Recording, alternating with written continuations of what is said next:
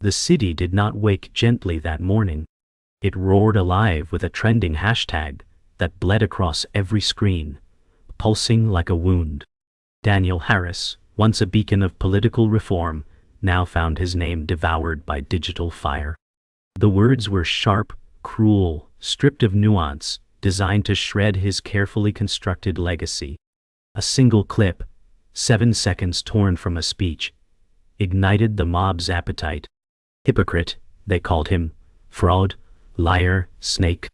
He had once stood tall, promising light in the corridors of power, swearing to end corruption with a fearless grin. Now that same grin became the symbol of betrayal replayed endlessly on every platform. His allies pretended to be asleep, his enemies sharpened their knives, and strangers feasted on his downfall as if it were theater. Daniel muttered, "This isn't real, this can't be real." But the numbers climbing on his feed made it clear. Reality was here, unmerciful, and it was hungry. Daniel sat at his kitchen table, jaw locked, watching the firestorm spread like gasoline poured across dry earth. The notifications never paused, each ping a nail in the coffin of his career. His mind flicked back to late nights writing policy drafts, believing words could change the world. Now those same words twisted into weapons he didn't recognize. His daughter's photo hung on the fridge smiling, oblivious to the storm clawing at her father's name. Daniel muttered, "They want blood, and they won't stop until it's mine." Outside, a neighbor crossed the street rather than wave hello. Inside, the silence after every buzz grew louder, heavier, mocking. He once demanded transparency. Today, transparency demanded him. The news cycle circled like vultures, feeding on fresh angles every hour. One headline read, "Champion of Honesty Faces His Own Lies." Another scrolled, "Supporters Abandon Harris in Droves." Daniel gripped the remote, flipping channels only to find his downfall televised in different voices. He built his career on trust, a commentator sneered, and look how fragile it was. His face plastered in pixels became less human, more symbol, stripped of flaws and feelings. He whispered, "I was more than this." But the mob had no room for humanity, only hunger. In the corridors of power, silence was the deadliest sound.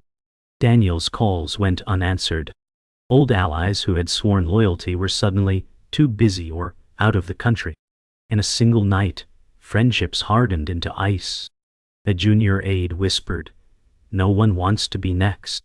Rumors slithered through offices, doors closed quietly when his name came up. The very transparency he demanded in government now exposed his fragility to everyone who had once cheered. Betrayal didn't roar, it whispered. And in the whispering halls of his own party, Daniel Harris was already a ghost.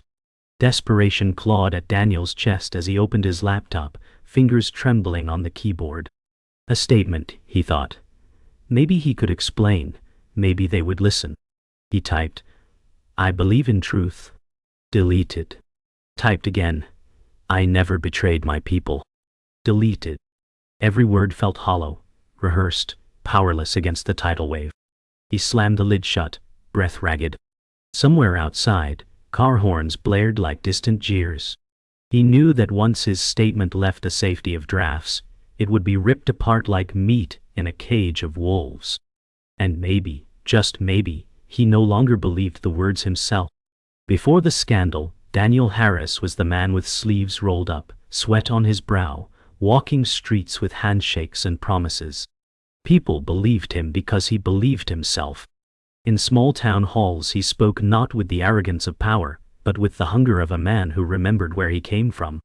He said, "I want my daughter to grow up in a country that listens, not lies." Applause rose like thunder then, strangers clapping for a man they swore was different. But memory is cruel, because now those same clips replay in mockery, the words stripped of weight. Once, transparency was his sword. Today, it was his executioner. At home, the walls carried laughter long gone. His daughter's drawing still taped to the fridge spoke louder than the silence in the kitchen. Daniel stared at them. The lines wobbly, colors too bright, the innocence unspoiled. His wife, Margaret, stood by the window, arms folded, her silence cutting deeper than shouts online. She whispered, "She can't go to school tomorrow. Not like this." The weight of family shame fell harder than headlines. Daniel wanted to scream, wanted to tell them he was still the same man, but shame made his tongue heavy. Silence between husband and wife became its own battlefield. Daniel remembered the nights drafting speeches under fluorescent lights, his back aching but his spirit unbroken. He told himself, "If I work harder, they'll see." His staff once cheered when he shouted across the office, "No more secrets, not here." The memory made his throat close now, because the office that once smelled of coffee and ink now smelled of betrayal. Those policy drafts, once sacred, now looked like naive scrawls in the age of spectacle. He slammed his palm against the desk, whispering, "Was I a fool to believe?" There was one voice that refused to abandon him. Michael Brooks, his longtime friend and advisor, walked into the kitchen without knocking. He found Daniel hunched over, broken. "They'll eat you alive," Michael said, "but I won't leave you." Loyalty came at a cost. Daniel could see fear etched on his friend's face. Michael had a family too, a career that could collapse in solidarity. But he stayed, pouring whiskey into 2 glasses, sliding one across the table. For a moment, Daniel's hand shook less. Friendship became rebellion in a world that demanded silence. Ow? Sleep refused to come. Daniel lay in the dark, ceiling fan slicing shadows across the room. Every ping of his phone felt like a hammer, even in silence. His daughter's footsteps creaked in the hall, pausing at his door but never opening it. He whispered, "I'm still your father," but the words only filled empty air. The house felt smaller, walls pressing in, heavy with judgment. Public outrage was one thing, but the quiet shame of family was unbearable. Alone in his bed, Daniel Harris, once a man with answers, faced a storm no speech could calm. By noon the first sponsor vanished, then the second, each exit wrapped in polished regret. A lawyerly voice on speakerphone said, "This is temporary," and meant never. Michael Brooks said, "They smell fear." Daniel Harris said, "They smell me." The statement he never sent now felt like a tombstone drafted by his own hands. An email from a health nonprofit arrived with a line that cut like wire, "Our mission requires distance." He remembered shaking their hands on a clinic floor, promising honesty and funds. Memory counted for nothing against panic math. News tickers measured his value in falling points. Michael said, "We bunker down." Daniel said, "You can still walk." Michael said, "I'm not a tourist." Outside, cameras gathered like weather, and inside the light found dust in the air and turned it to haze. He once fed on momentum. Now, momentum fed on him. A final voicemail from a tech donor ended with, "Good luck." It sounded like a prayer for someone already gone. Old enemies circled back with rehearsed shock. Senator Randall Pierce smiled for the cameras and said, "We warned you about false prophets." The clip cut to Daniel's rally days, then back to Pierce, righteous and smooth. Commentators stitched a narrative from scraps and spite. Michael said, "He's cashing in." Daniel said, "He's always collected tolls on other people's bridges." A former talk show guest resurfaced to declare, "I saw the cracks years ago." No one asked why they kept quiet then. The outrage market never refunds. Daniel felt the familiar itch to respond, to punch back with facts and receipts. Michael said, "We don't swing at every shadow." Daniel said, "They're not shadows, they're floodlights." A Chiron screamed betrayal, while an ad for detergent promised purity. The contrast made him laugh once, a brittle sound, then stop. The day had split into before and after was all edges. Anonymous leaks slipped into the bloodstream like dye, staining every channel. A redacted memo with black bars suggested scandal without ever proving it. Michael said, "Vague on purpose." Daniel said, "Precision would end the party." An account with a mask for an avatar posted late-night clips from meetings, No one recorded. The chorus swelled. If there's smoke, there's fire. He had said that once about others, and the irony tasted metallic now.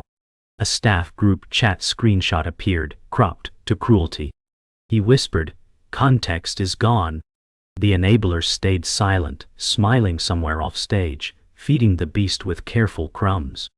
Michael said, "We trace the drops." Daniel said, "While the ocean drowns us." The leaks didn't prove guilt, they proved spectacle. And spectacle always wins the hour. The school emailed first, then called, then begged. For her sake, no cameras at pickup, the counselor pleaded. Daniel nodded into silence.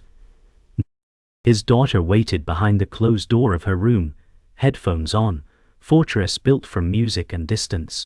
Margaret Harris said, "She doesn't want to be seen." Daniel said, "Neither do I." He raised his hand to knock, then dropped it like it weighed a mile. The house sounded different now, every floorboard translating shame. A reporter texted Margaret for a quote, offering kindness like bait. She turned the phone face down and said nothing. The quiet felt like a verdict rendered without a judge. Daniel said, "When she's ready, I'll be here." The words tried to be brave and landed as a bruise. Outside, a car slowed by the curb, then crept on, as if curiosity were a right. Michael faced the press line alone, the microphones a crown of thorns. A reporter asked, "How long will you defend him?" Michael said, "As long as the truth needs a witness." Another voice sniped, "Is this loyalty or leverage?" He said, "It's conscience."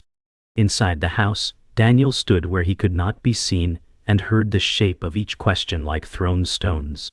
Michael did not flinch. He spoke of due process, of patience, of the cost of rushing to ruin. The crowd wanted a confession or a collapse. He offered neither. Someone shouted, "Do you condone his behavior?" Michael said, "I don't condone trials without facts." A chorus of keyboard clicks rose like rain on tin. When it ended, Michael stepped back, breathing hard, eyes searching the doorway. Daniel said, "You didn't have to." Michael said, "I know." The clip that drowned Daniel finally met a stubborn spreadsheet. Michael traced a timestamp and frowned hard. He said, "The podium clock reads 8:42, but your calendar shows a hospital tour."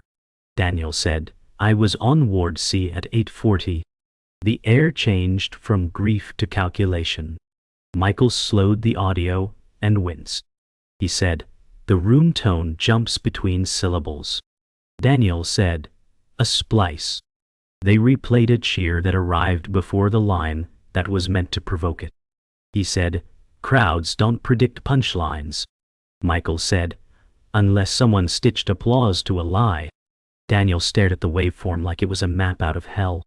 He said, "If this is fabricated, who benefits most?" Outside, rain ticked against glass like a metronome for rage. Michael pulled up the event router logs. He said, "There's a badge scan under Olivia's credentials after hours." Silence pressed down heavy and bright. Daniel said, "She had the keys." Doubt twisted into direction. An email arrived from a name Daniel barely remembered. Evan Cole wrote, "I shot B-roll at your rally and kept everything." Michael said, "Outsiders, save receipts." Daniel said, "Or sell them." Evan called before suspicion could harden. He said, "Your 7 seconds don't exist in my raw files." Michael said, "You sure?" Evan said, "I won a lawsuit on chain of custody, I'm sure." He described a crew member who blocked his angle near the audio desk. He said, "She flashed a staff badge and smiled like she owned the place." Daniel said, "Describe her." Evan paused and said, "Sharp bob, pale blouse, surgical calm." Michael closed his eyes. He said, "Olivia." The name landed like a verdict trying on a robe. Daniel said, "Send the drive." Evan said, "I'll bring it in person. I don't trust the air." Hope did not bloom. It crouched, wary, waiting for proof to stop being theory. Evan placed the drive on the table like a detonator, no one wanted to touch. He said, 2 angles, continuous timecode, dual system, audio. Michael said, if it holds, we pivot. Daniel said, if it holds, we breathe. They watched the speech in real time, every cheer, stumble, and grin intact. The line that condemned him never arrived. Michael said, then where did it come from? Evan scrubbed to the noise floor and smiled grimly. He said, different room tone, different echo, higher HVAC. Daniel said, studio. Evan nodded. He said, or a quiet office with a good mic and a hungry editor. Michael opened metadata pulled from upload traces. He said, anonymous account seeded by 3 burners all created within an hour. Daniel said, coordinated. The pattern took shape like bones under an X-ray. Truth was not heroic. It was technical, relentless, and finally visible. Olivia arrived with a smile that could slice paper. She said, you wanted to see me. Michael said, we wanted to see your key logs. We. Daniel did not stand. He said, after hours at the media bay. She shrugged like gravity was optional. She said, crisis demands flexibility. Michael pressed play on Evan's raw file, and then on the viral edit. 2 worlds argued on one screen. Olivia said, perception is policy. Daniel said, perception is theft when you forge it. She stepped closer, voice gentle and sharp. She said, you built a brand on purity. Purity breaks. Michael said, who asked you to break it?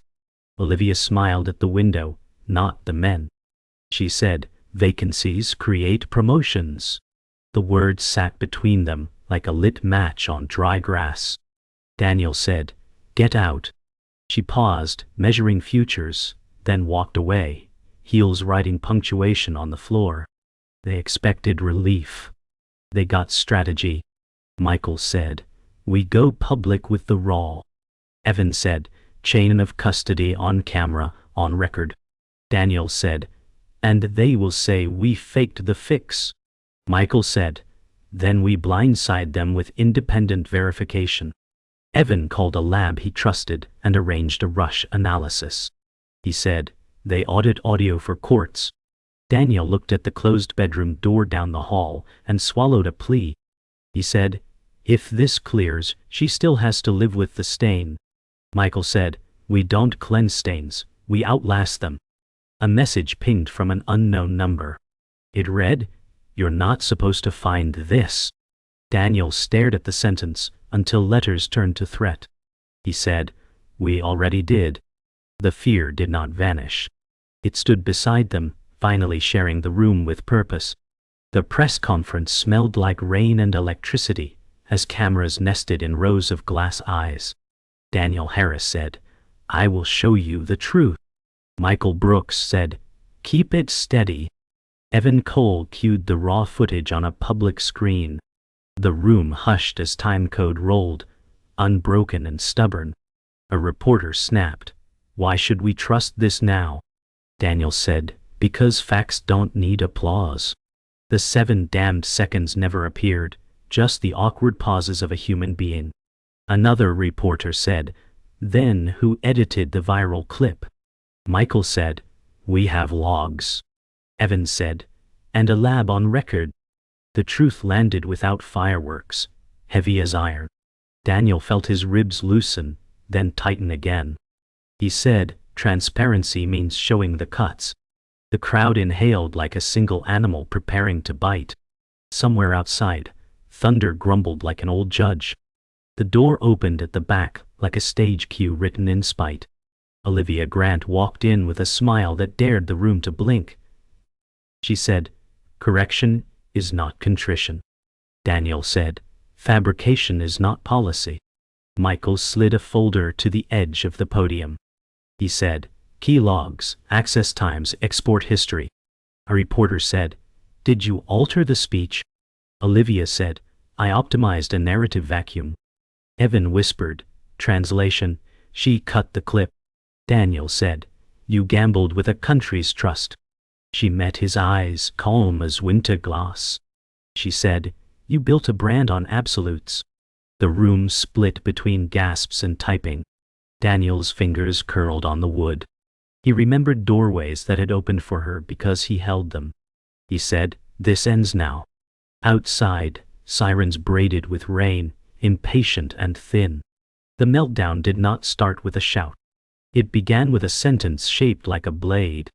A pundit said, "Edited or not, he benefited from the lie." Daniel said, "I lost everything to the lie." Someone laughed. A small, cruel sound. Michael said, "Stay on facts." Daniel stepped forward into the glare and felt the heat find his skin. He said, "I asked for transparency, and I am standing in it." A reporter said, "Did you ever bend the truth?" He said, "I failed. I doubted. I did not fake." The room wanted spectacle, and he gave them human breath. Evan tapped the screen to replay the clean audio. The silence after it finished felt like a cliff's lip. Daniel said, "If you came for blood, take this confession instead." His voice shook, not from fear, but from weight. Chaos tore down the aisle like wind through paper. Two factions argued in overlapping headlines. A woman shouted, "He lied." A man shouted, "They framed him." Michael said, "We have verification pending." Olivia said, "Public trust is a market, not a monastery." Daniel said, "You chose profit over people." She said, "I chose survival in a place that eats saints." Evan raised the lab email on the screen. He said, "Preliminary report, spliced audio, artificial applause bed." Phones lifted like a forest of glass. A reporter said, "Will there be charges?" Michael said, "Ask the people who funded the edit." The room shivered with a new word forming, conspiracy. Daniel exhaled and tasted metal and rain. When the microphones lowered, the cost arrived in a single breath. Daniel said, "I want to go home." Michael said, "You just took the hit and stayed standing." Evan said, "The lab will finalize by morning." Outside, protesters argued under umbrellas, their words dissolving into water. Olivia paused at the exit, her face unreadable as a sealed file. She said, "You won the room, not the story." Daniel said, "I'll live with the room." She left without looking back. The cameras packed away their hunger like traveling merchants. Michael touched Daniel's shoulder, brief and solid. He said, "Climax isn't victory, it's exposure." Daniel looked at the wet steps and felt the tremor in his bones quiet. He said, "Then let them see." Morning carried the taste of metal and rain, but the house finally exhaled. Michael Brooks said, "The lab signed it." Daniel Harris said, "Then the lie is labeled." He read the certification twice, hunting for hidden traps. The letter spoke in courtroom grammar and left no air for doubt. Evan Cole said, "Chain of custody intact, edits confirmed, applause bed synthetic." Daniel said, "Truth arrived late, but it arrived." He walked past the closed bedroom door and paused like a pen above paper. Margaret Harris said, she heard the press conference. He said, "I spoke for all of us." Silence settled, not hostile, just sore from carrying too much. Michael said, "We release at noon, broad and clean." Daniel said, "No gloating, no knives." He stared at his reflection in the dark TV and saw a man rebuilt with scars. He said, "I won't be what they tried to make." Press releases flew like clean arrows into a sky still thick with rumor. Michael said, "Post the scans and raw links, no commentary." Daniel said, "Let the receipts speak." Evan scheduled the drop across platforms and mirrored the files. Margaret said, "Keep our daughter out of the photos." Daniel said, "Always." The first comments split like dry wood under heat. Some admitted error with tired restraint. Others insisted the earth was flat if it kept the narrative neat. Daniel said, "We won't argue with shapes in clouds." Michael said, "Front foot, slow cadence." They drafted a single paragraph that refused revenge. Daniel read it aloud and felt the words fit his mouth without biting. he said. No victory laps, just oxygen. The outrage machine sputtered, choking on the absence of fresh blood. By afternoon, the family fracture showed its seams. Daniel stood at his daughter's door and practiced humility like a language he once knew. He said, "You don't have to open it." She said, "They made memes." He said, "They make noise." She said, "My name is in the comments." The words landed like gravel in his shoes. Margaret said, "We can change schools." Daniel said, "Running teaches the wrong lesson." Silence gathered and listened. He said, "I can't erase it, but I can stand where the storm hits." The door opened an inch, then wider. A teen voice said, "Just stop talking like a speech." He smiled without defense. He said, "I'm your father, not a headline." It was not absolution, but it was a hand through smoke. The house sounded almost like a house again. The outsider stepped forward when it mattered. Evan streamed a quiet briefing with evidence stacked like bricks. He said, "Raw capture, continuous time code, independent verification." A journalist asked, "Why help him?" Evan said, "Truth isn't a pet, it bites everyone." He displayed the spectrogram where the fraud glowed like a bruise. Michael said, "This is not spin, this is physics and logs." Daniel stayed off screen and let the math carry the room. Olivia Grant's absence screamed louder than any line she could have delivered. A reporter said, "Will she face consequences?" Michael said, "Ask the institutions that benefited." The call ended not in cheers but in relief shaped like work. Evan said, "The file belongs to the public now." Daniel breathed and felt the air belonged to him again, if only fractionally. Evening fell without ceremony, and the city forgot to apologize. Daniel stood on the porch and watched the street, remember how to be boring. Michael said, "Some sponsors called." Daniel said, "Let them wait." Margaret said, "We need groceries, not parades." He laughed once, small and human. He drafted a final message that chose dignity over pyrotechnics. He said, "I will return to work when my work is service, not spectacle." Michael said, "That line cuts and heals." His daughter stepped beside him and did not reach for his hand, but did not move away. Daniel said, "Redemption isn't a headline, it's a schedule." The night answered with ordinary sounds, which felt like grace disguised as traffic. He closed the door gently, promising to open it only for light. The statement was not a victory speech, it was a ledger balanced in public light. Daniel Harris said, "I am accountable for my choices, not for forged ones." Reporters waited for heat and got marrow. He said, "You saw the cut, now see the whole." Michael Brooks said, "We publish procedures, not boasts." The text behind them listed timey codes like mile markers on a long road back. Margaret stood off to the side, steady as a shoreline. Daniel said, "If I return, it will be to work, not worship." Question flew, sharp and eager. He said, "Redemption is for neighbors to decide, and for me to earn."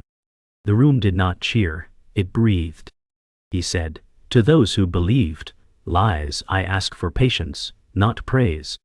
Another question asked about lawsuits and blood. He said, "Justice, not fear." The cameras blinked, hungry but unsure what to devour. He closed the folder and did not bow. Olivia Grant sat before a committee whose patience had been pawned to spectacle. She said, "I optimize signal in a noisy market." A counsel said, "You falsified evidence." She smiled, a blade without a sheath. Daniel did not attend. He sent the documents and stayed home. Michael said, "Let institutions practice their sermons." Evan Cole filed his affidavit with the calm of a brick. Olivia said, "Everyone edits truth." The counsel said, "Not into a different universe." A screen showed the splice glowing like a wound. Olivia's eyes did not blink at the cut. They blinked at the consequence. The committee chair said, "You pursued advantage while weaponizing trust." She said, "Trust is a currency, and I traded." The room wrote down the confession and called it something gentler. History would pick its own verb later. Outside, rain hammered the steps like a metronome for penance. The silent family member did not need a stage to matter. Daniel's daughter stood in the kitchen doorway with a backpack and a weathered calm. She said, "I'll go to school." He said, "I'll walk you." Margaret nodded without speeches. The street had fewer cameras now, but the memory of lenses lingered like a chill. She said, "If someone asks, I'll say it was fake and it hurt." Daniel said, "I'll be at pickup early." The bus hissed like a sigh and carried her away from the worst of it. Margaret said, "We won't measure ourselves by their loudest day." He said, "Not again." The house shed an old skin and found walls that sounded like walls.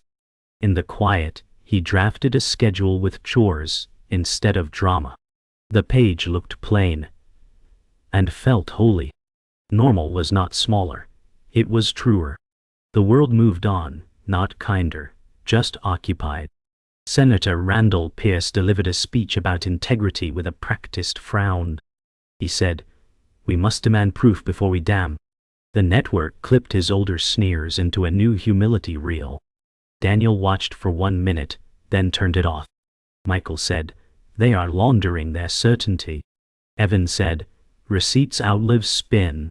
Sponsors sent careful emails shaped like apologies, but named as reconsiderations. Margaret said, "Groceries first." Daniel answered a local clinic's call and offered to volunteer paperwork before policy. The calendar grew with small rectangles that looked like fence posts in beat-up soil. He said, "This is how a field is reclaimed." The outrage machine did not stop. It just found other prey. He refused to be its hobby. Night returned with the quiet certainty of gravity. Daniel stood at the kitchen sink and let the tap run until the water cleared. He said, "Transparency means you can see the scars." Margaret said, "And still choose the person." He dried the glass and looked at the porch where tomorrow waited without headlines. Michael texted, "First clinic shift at 8.